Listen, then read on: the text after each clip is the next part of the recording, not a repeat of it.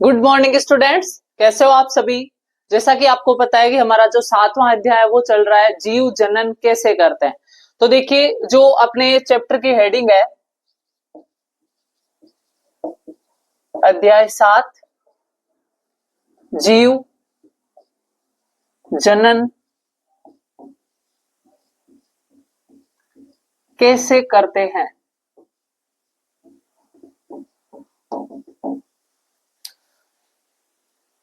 देखिए स्टूडेंट्स, जो ये चैप्टर है, पिछली क्लास के अंदर हमने देखा था कि जो छोटे सूक्ष्म जीव है उनके अंदर जनन कैसे होता है। जैसे मुकुलन की विधि देखी थी, खंडन की विधि देखी थी, द्विविखंडन की विधि देखी थी, बीजाणु जनकता देखी थी। यानी उनके अंदर मेनली कायिक जनन था, यानी जिसके अंदर अगर शरीर का कोई भी पार्ट है वो टूटकर अलग हो जाता है और वही पार्ट है वो एक नई संरचना का निर्माण कर लेता है, नए जीव का निर्माण कर लेता है, तो उसे हम क्या बोलते हैं, कायिक जनन। यानी छोटे सूक्ष्म जीव या नॉर्मली जो प्लांट्स होते हैं, पौधे होते हैं, उनके अंदर जो जनन है वो कैसे होता है, कायिक जनन होता है। ठीक है, तो पिछली क्लास के अंदर हमने इस चैप्टर को स्टार्ट किया था और यहां तक पढ़ा था कि जो कायिक जनन है वो कैसे होता है। उसके साथ ही मैंने आपको कायिक जनन, अलैंगिक जनन और लैंगिक जनन में अंतर भी बताया था कि जो अलैंगिक जनन है उसके अंदर एकल युग्मक द्वारा नई संतति बन जाती है। जैसे मानव है, उसके अंदर अगर केवल शुक्राणु से नया जीव बन जाए या केवल अंडाणु से नया जीव बन जाए तो वो क्या कहलाता है, अलैंगिक जनन। लेकिन नॉर्मली लैंगिक जनन होता है मानव के अंदर। उसमें क्या होता है कि जो नर युग्मक है, मादा युग्मक है, दोनों मिलते हैं और एक युग्मनज का निर्माण करता है और वही युग्मनज आगे बनकर नए जीव का निर्माण करता है। तो ऐसा जनन क्या कहलाता है, लैंगिक जनन। यानी मेनली 3 प्रकार के जनन, कायिक जनन, अलैंगिक जनन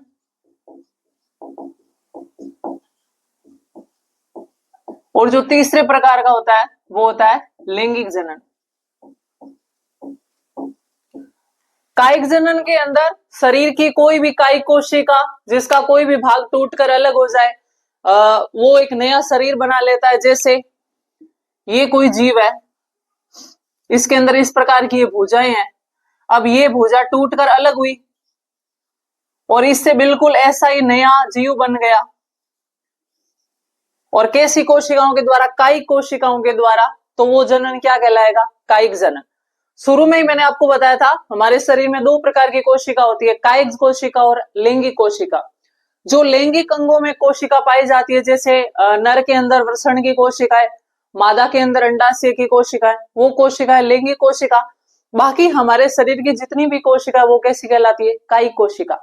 तो अगर शरीर की कोई कायिक कोशिका नए जीव का निर्माण बना दे तो वो क्या कहलाता है, कायिक जनन। अलैंगिक जनन यानी एकल युग्मक द्वारा, एकल युग्मक द्वारा नई संतति बनाना, एकल युग्मक द्वारा नई संतति बनाना क्या कहलाता है, अलैंगिक जनन कहलाता है। जैसे मनुष्य के अंदर सिर्फ शुक्राणु से जीव बन गया या अंडाणु से जीव बन गया, दोनों के युग्मकों के मिलने की जरूरत ना हो, यानी नर युग्मक और मादा युग्मक में से कोई भी एक युग्मक अगर नया जीव बना दे तो वो क्या कहलाता है, अलैंगिक जनन। और लैंगिक जनन क्या होता है, नर प्लस मादा युग्मक मिलकर जो नई संतति बनाएंगे उसे हम क्या बोलेंगे, लैंगिक जनन। ठीक है, तो इन तीनों पॉइंटों को आप फिर एक बार नोट कर सकते हो, पिछली क्लास में हमने डिस्कस किया था। और आज की क्लास के अंदर हम पढ़ेंगे कि मानव में लैंगिक जनन कैसे होता है, sexual reproduction in the human body. तो देखिए फ्रेंड्स, जो मानव शरीर है उसके अंदर नर और मादा अलग अलग होता है। नर के अंदर वृषण होता है जो शुक्राणु बनाता है, मादा के अंदर अंडाशय होता है जो अंडाणु बनाता है। शुक्राणु यानी नर युग्मक, अंडाणु यानी मादा युग्मक। इन दोनों युग्मकों के मिलने से जो नया जीव बन जाता है, एक नए शिशु का निर्माण होता है मां के गर्भाशय के अंदर 9 महीने तक, उसे हम क्या बोलेंगे, लैंगिक जनन। ठीक है,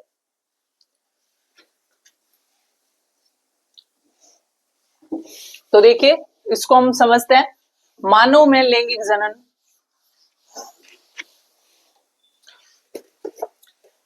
देखिए स्टूडेंट्स, साथ साथ में आप अपनी बुक्स के अंदर पढ़ते रहिए, जो जो मैं पॉइंट आपको पढ़ा रही हूँ या जो जो चीज आपके इंपॉर्टेंट है अंडरलाइन करवाती जा रही हूँ वो सब आपको ध्यान में रखना है। बिल्कुल वही पॉइंट है, अगर आपको कोई भी चीज की डाउट हो तो आप कमेंट बॉक्स में जाके कमेंट कर सकते हो और नेक्स्ट क्लास में मैं इसका सॉल्यूशन दे दूंगी। आपके जो पेज नंबर 134 134 नंबर पेज पर है मानव में लैंगिक जनन, ये क्या होता है? इसके अंदर जो भाषा लिखी हुई है इस भाषा को आपको ज्यादा डीपली नहीं पढ़ना है, इसमें आपको क्या करना है, सीधे ही अगले पेज पे आना है। अगले पेज में आपको दिख रहा है नर जनन तंत्र। नर जनन तंत्र के अंदर हम पढ़ेंगे, फिर मादा जनन तंत्र क्या होता है, कैसे युग्मक बनते हैं, उन सब के बारे में हम डिस्कस करेंगे। तो आप अभी एक तो पेज नंबर 136 136 निकाल लीजिए और उसके अंदर आपके एक डायग्राम बनाया हुआ है नर जनन तंत्र का।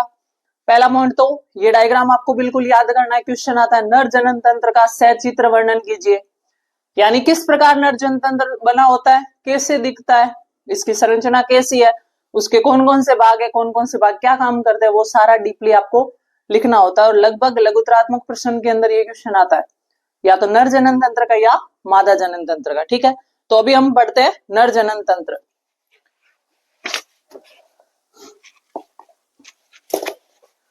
देखिए जो पहला आपके आता है वो है नर जनन तंत्र।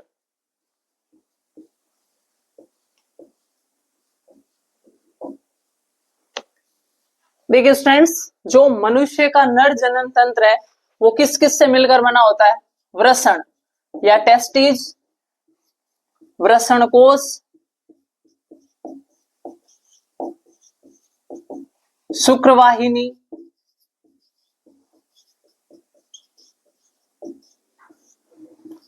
शुक्राशय और शीसन। इन सब से मिलकर क्या बना होता है? नर जनन तंत्र।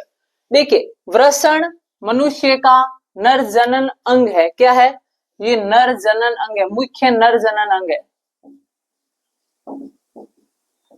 आपको पूछे कि मनुष्य का नर जनन तंत्र किससे मिलकर बना होता है, यानी कौन कौन से तंत्र यानी कौन कौन से अंग सम्मिलित है उसके अंदर, तो आपको ये पांचों याद रखने हैं, वृषण, वृषण कोश, शुक्रवाहिनी, शुक्राशय और शीसन। देखिए जो वृषण को मनुष्य का मुख्य नर जनन अंग कहा जाता है, नर के अंदर जो मुख्य जनन अंग है वो क्या है? वृषण। क्योंकि वृषण के अंदर शुक्र जनन प्रकार की कोशिकाएं होती है जो शुक्राणुओं का क्या करती है? निर्माण करती है। यानी वृषण में क्या होता है?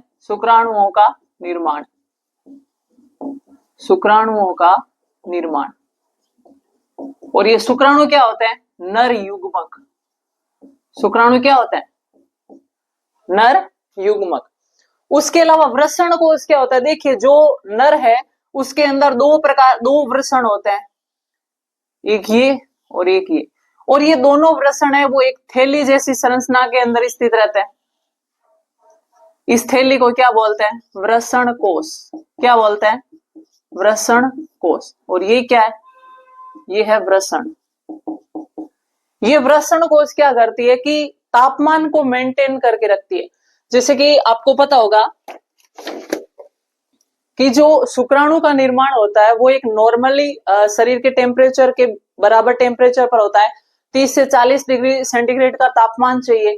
अब क्या होता है कि सर्दी के मौसम में बाहर का टेम्परेचर कम है, तो ये वृषण कोश इन शुक्राणु वृषणों को अंदर की शरीर में खींच ले, क्योंकि शरीर में गर्मी है तो वो लटकी हुई बाहर नहीं रहेगी। देखिए हालांकि इसको शरीर से बाहर क्यों लटकाया गया? क्योंकि हमारे शरीर का टेम्परेचर है वो ज्यादा रहता है और शुक्राणु का निर्माण करने के लिए लगभग 25 से 30 डिग्री सेंटीग्रेड जो टेम्परेचर होता है वो बढ़िया होता है। अब शरीर का तापमान ज्यादा है 37 डिग्री सेंटीग्रेड, या कभी ज्यादा भी हो जाए, गर्मियों में ज्यादा भी हो जाए, तो उस तापमान पर शुक्राणुओं का निर्माण नहीं हो सकता। इसलिए जो वृषण कोश ये थैली है ये वृषणों को लिए वे बाहर शरीर से लटकी हुई रहती है। अब क्या होगा? गर्मी में ये ज्यादा लटक जाती है क्योंकि शरीर का टेम्परेचर जैसे जैसे बढ़ेगा ये दूर थोड़े होते जाएंगे। सर्दियों के मौसम में टेम्परेचर कम हो जाता है, जितना इनको मिनिमम रिक्वायरमेंट है उतना टेम्परेचर अगर नहीं मिल पाता है तो ये थैली वापस शुक्राणुओं को वृषणों को शरीर के अंदर की ओर खींच लेती है। तो ध्यान रखना जो वृषण कोश है इसमें वृषण स्थित रहते हैं और वृषण कोश क्या करते हैं? वृषण में शुक्राणुओं के तापमान को नियमित करने के लिए इसकी सहायता करती है। ठीक है, आया समझ में आपको वृषण कोश? तीसरी आती है शुक्रवाहिनी। प्रत्येक वृषण से एक नली जैसी संरचना निकलती है, इससे हम क्या बोलेंगे? शुक्रवाहिनी। क्या बोलेंगे? शुक्रवाहिनी या शुक्रवाहिका, कुछ भी बोल सकते हैं। ये नली है जो वृषण से शुक्राणुओं को लेकर जाएगी। अब ये शुक्रवाहिनी क्या करेगी, एक तो इससे जुड़ जाएगी और एक इसके अंदर सॉरी एक भाग और होता है प्रोस्टेट। क्या होता है, प्रोस्टेट। ये शुक्राशय और प्रोस्टेट दोनों मिलकर क्या बनाते हैं, स्राव, स्रावित करते हैं। ये एक चिपचिपा लिक्विड सिक्रेशन डालते हैं किसके अंदर, शुक्राणुओं के साथ में, जिससे वो माध्यम है वो तरल हो जाता है और आगे संचरण में आसानी रहती है। देखिए ये जो शुक्रवाहिनी है, इन इसके अंदर ये कौन स्राव डालता है, एक तो शुक्राशय डालता है, एक प्रोस्टेट डालता है। ये दोनों जो स्राव डालेंगे उसके एक तो फायदा है, शुक्राणुओं को पोषण मिलेगा, और दूसरा तरल माध्यम प्राप्त होगा जिससे शुक्राणु आसानी से आगे मूव कर सकते हैं। और इनके साथ है वो मूत्र नलिका भी जुड़ेगी। ध्यान रखना, नर के अंदर जो मूत्र मार्ग और ये जो रिप्रोडक्शन वाला पार्ट है ये दोनों साथ में रहते हैं, यानी दोनों का मार्ग है वो कॉमन होता है, जबकि महिलाओं के अंदर ये अलग अलग होता है, मूत्र मार्ग अलग होता है, योनि वाला मार्ग अलग होता है, जबकि नर के अंदर जो है वो शीशन के द्वारा ही मूत्र और शुक्राणुओं दोनों का स्थानांतरण किया जाता है, यानी दोनों के अंदर ये चीज है वो कॉमन होती है। आया समझ में आपको, इसको आप नोट कर लीजिए, फिर आगे देखते हैं।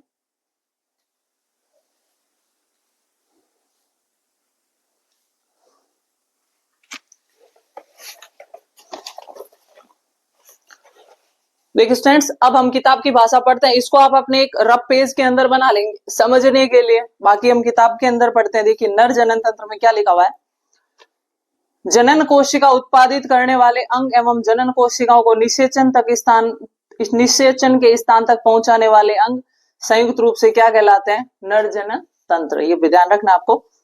नर जनन कोशिका अथवा शुक्राणु का निर्माण वृषण में होता है, बिल्कुल किसके अंदर होगा, वृषण के अंदर होगा। ये उदर गुहा के बाहर वृषण कोश में स्थित रहते हैं, स्थैली जैसी संरचना के अंदर, स्क्रोटम बोलते हैं इसको।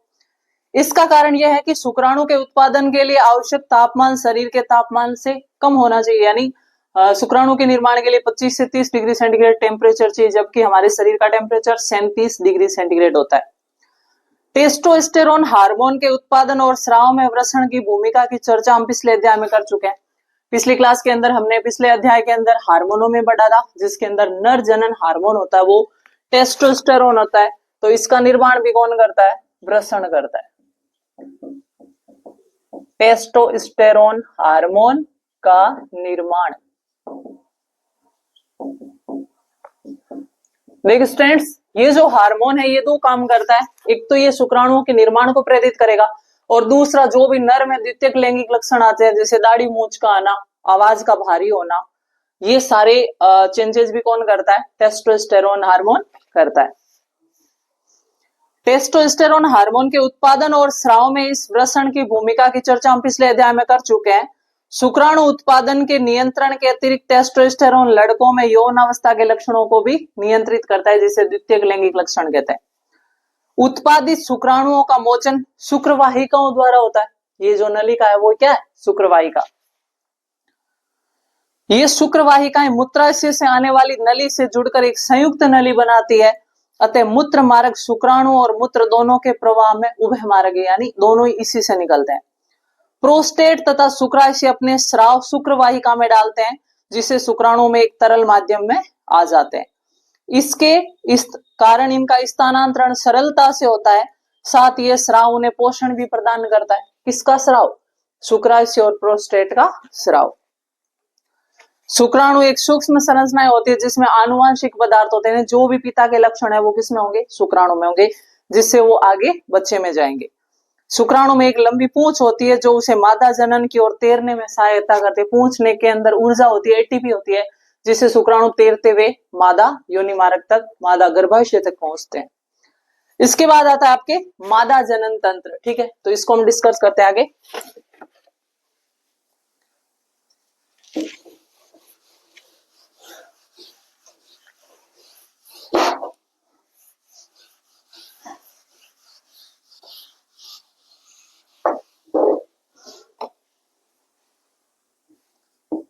मादा जनन तंत्र। देखिए जिस प्रकार नर के अंदर वृषण थे, मादा के अंदर क्या होता है, अंडाशय। मादा के अंदर इस प्रकार के दो अंडाशय होते हैं, और दोनों अंडाशय से इस प्रकार की अंडवाहिनी निकलती है।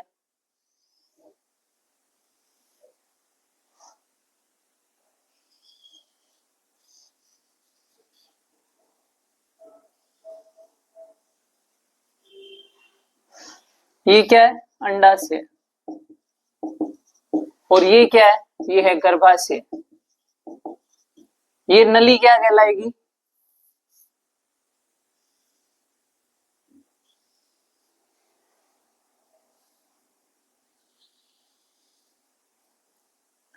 ये नली जो अंडाशय से निकलकर अंडाणुओं को गर्भाशय में लेकर आएगी या युग्मनज को लेकर आएगी, ये नली क्या कहलाएगी? अंडवाहिनी। यानी मादा के अंदर दो ही तो अंडाशय होते हैं और दो ही अंडवाहिनी होती है। ये भी अंडवाहिनी, ये भी अंडवाहिनी। ये क्या है? अंडाशय। और ये है गर्भाशय। और ये वाला पार्ट क्या कहलाएगा? योनि मार्ग।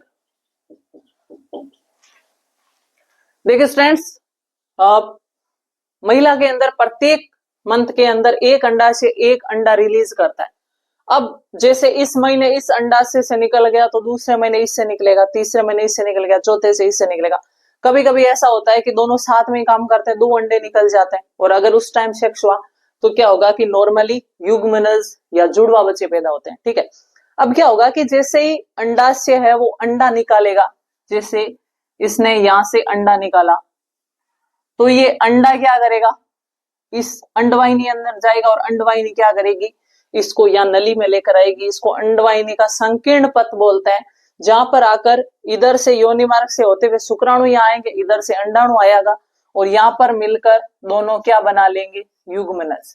क्या बना लेंगे? युग्मनज।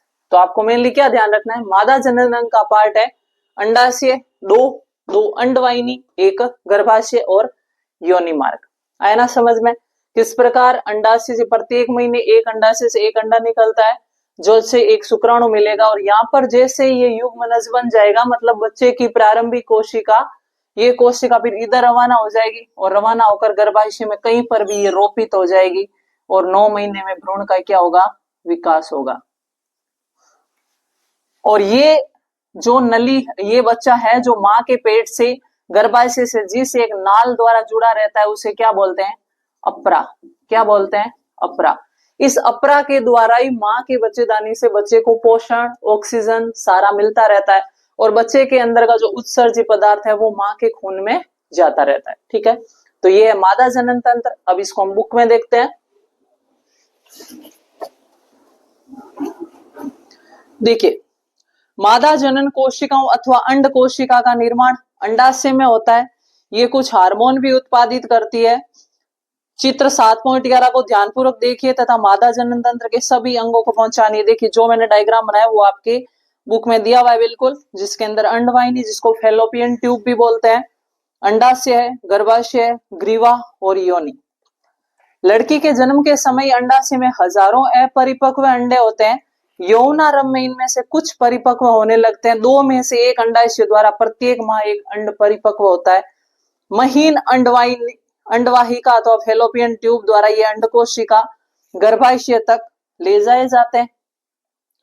दोनों अंडवाहिकाएं संयुक्त होकर एक लचीली थैलेनुमा संरचना का निर्माण करती है, जिसे हम क्या बोलेंगे?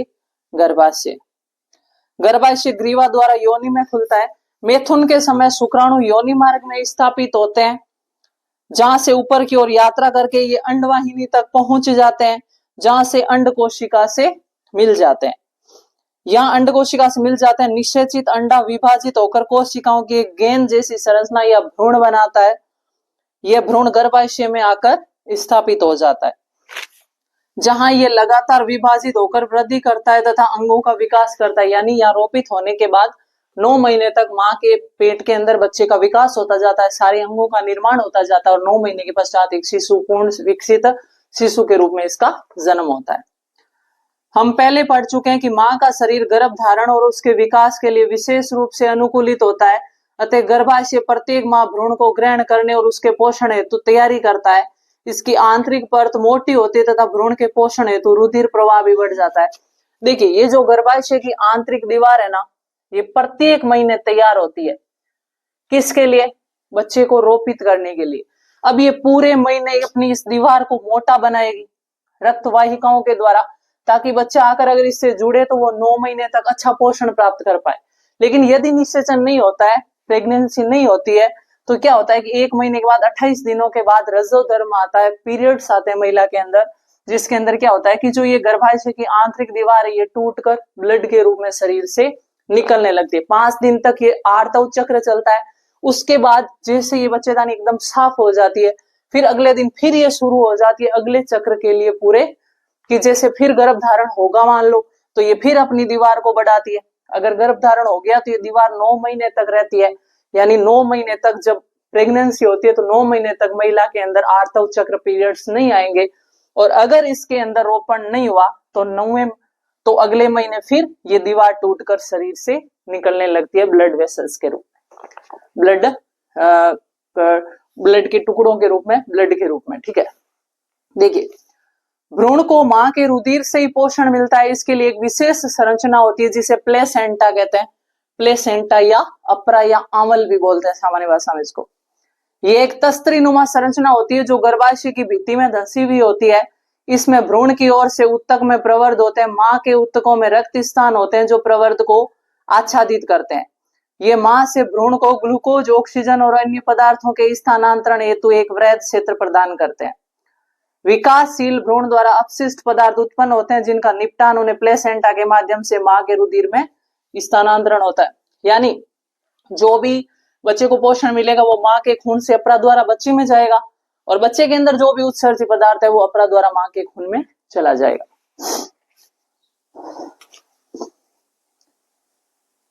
मां के शरीर में गर्भ को विकसित होने में लगभग 9 मास का समय लगता है। गर्भाशय की पेशियों के लयबद्ध संकुचन से शिशु का जन्म होता है। आगे यही पॉइंट बताया, अगर अंड का निषेचन नहीं होगा तो क्या होगा, ये गर्भाशय की दीवार टूटेगी और महिला में 28 दिन के बाद आर्तव चक्र या एमसी या पीरियड्स आते हैं। फिर आता है जनन स्वास्थ्य। जनन स्वास्थ्य का मतलब है कि जनन से संबंधित भी कुछ बीमारियां हो सकती है, जैसे एक सिफिलिस रोग है, गोनेरिया रोग है, HIV रोग है। ये सारे सेक्सुअल डिजीज है जो सेक्स के दौरान नर से मादा में, मादा से नर में, यानी एक दूसरे में फैल भी सकते हैं। तो इनके लिए जानकारी होना भी आवश्यक है। उसके अलावा गर्भ धारण की कुछ युक्तियां भी है कि अगर कोई गर्भ धारण महिला नहीं करना चाहती है तो उसके क्या क्या उपाय है। तो अगर परमानेंट उपाय करना चाहे तो दूरबीन के द्वारा ऑपरेशन किया जाता है। ट्यूबेक्टोमी, वेसेक्टोमी यानी शुक्रवाहिका को काटकर बांध देना या अंडवाहिनी को काटकर बांध देना, जिससे क्या होगा अगर यहाँ पर युग्मनज बना तो भी गर्भाशय के अंदर आकर रोपित नहीं होगा, और इसको काट दिया तो क्या होगा कि ये शुक्राणु भी यहाँ तक नहीं पहुंच पाएंगे। उसके अलावा जो अस्थायी उपचार है, कुछ गोलियां भी आती है, सहेली नाम की टेबलेट आती है, या कॉपर टी होती है जो महिला के गर्भाशय में रोपित कर दी जाती है। ये कॉपर टी क्या होती है, इस प्रकार की टी आकार की सुई होती है जो मां के गर्भाशय में ऐसे रोपित कर दी जाएगी। इसमें एक धागा लटका रहता है। ये जो कॉपर है, तांबा है, ये क्या करेगा, इधर से जैसे ही शुक्राणु आएगा इस शुक्राणु की क्रियाशीलता को नष्ट कर देगा, यानी ये बच्चे का निर्माण करने में सक्षम नहीं होगा। तो ये कुछ होते हैं अस्थायी उपचार, और इसके साथ ही आपकी जो जनन वाला पार्ट है वो कंप्लीट होता है। मिलते हैं नेक्स्ट क्लास में एक नए चैप्टर के साथ, तब तक के लिए थैंक यू सो मच।